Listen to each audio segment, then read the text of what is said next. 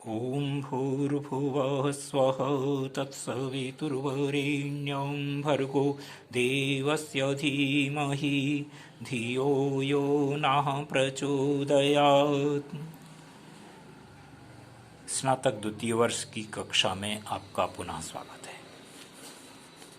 कल तक हम सब ने मिलकर के हल संधि और विसर्ग संधि समाप्त कर ली। अब हम छंद शास्त्र पढ़ने के लिए तैयार हो रहे हैं। तो छंद शास्त्र में पढ़ने से पहले मैं आपको पहले दिन की याद दिला दूं। हम सब ने जब मिलकर के कक्षा प्रारंभ की थी तो सबसे पहले वर्णमाला पढ़ी थी। उस वर्णमाला को एक बार बहुत छोटे से रूप में मैं आपको दिखा रहा हूं, छंद शास्त्र के लिए जहां आवश्यक है वह आप देख रहे हैं। इसमें मूल अथवा ह्रस्व स्वर अ ई उ री री, दीर्घ स्वर आ ई उ री, संयुक्त दीर्घ स्वर ए ऐ ओ औ, फिर अनुनासिक, अनुस्वार, विसर्ग और संयुक्त व्यंजन श त्र ज्य द्य श प्र आदि। ये केवल इसलिए कि छंद शास्त्र में मात्राओं की गणना करनी है और मात्राओं को जो ह्रस्व मात्रा है उसको लघु कहते हैं, दीर्घ मात्रा है उसको गुरु कहते हैं। ये पारिभाषिक शब्द हैं उसके। तो ह्रस्व मात्राएं जो ह्रस्व स्वर हैं उन पर लगेंगी, दीर्घ मात्राएं दीर्घ स्वरों पर लगेंगी।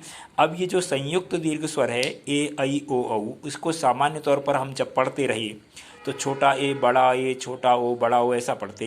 ये छोटा नहीं है, ये चारों के चारों दीर्घ हैं। अ और ई को मिलकर के ए बनता है, दो मात्राएं हैं। अ और ई को मिलकर के ही ऐ बनता है, इसमें भी दो मात्रा हैं। इसी प्रकार अ और उ को मिलकर के ओ बनता है और उसी को मिलकर के औ बनता है, इसमें भी दो दो मात्राएं हैं, इसलिए ये संयुक्त दीर्घ हैं। अनुनासिक, अनुस्वार और विसर्ग जिस किसी भी ह्रस्व अक्षर के बाद होंगे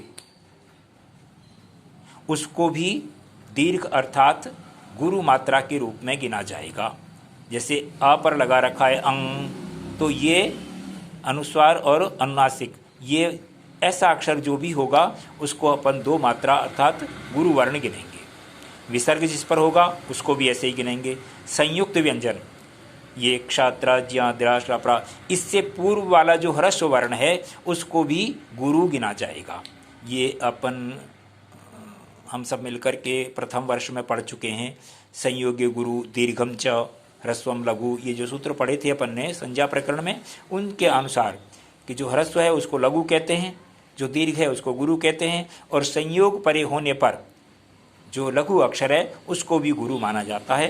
तो ये मैंने आपको बहुत साधारण सी चीज़ केवल इसलिए याद दिलाई है कि वर्णमाला के आधार पर ही हम छंद शास्त्र में मात्राओं का परिगणन करेंगे।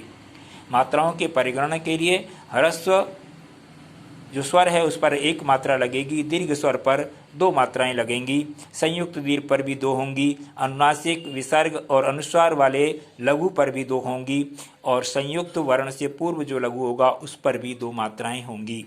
ये एक सामान्य सी बात मैंने आपको दी है। तो पुस्तकें अपने पास में हो, अपन अभिज्ञान शाकुंतल के आधार पर छंद शास्त्र को पढ़ना प्रारंभ करेंगे, क्योंकि अपने कोर्स में यह है कि उसी में से उदाहरण आने वाले हैं।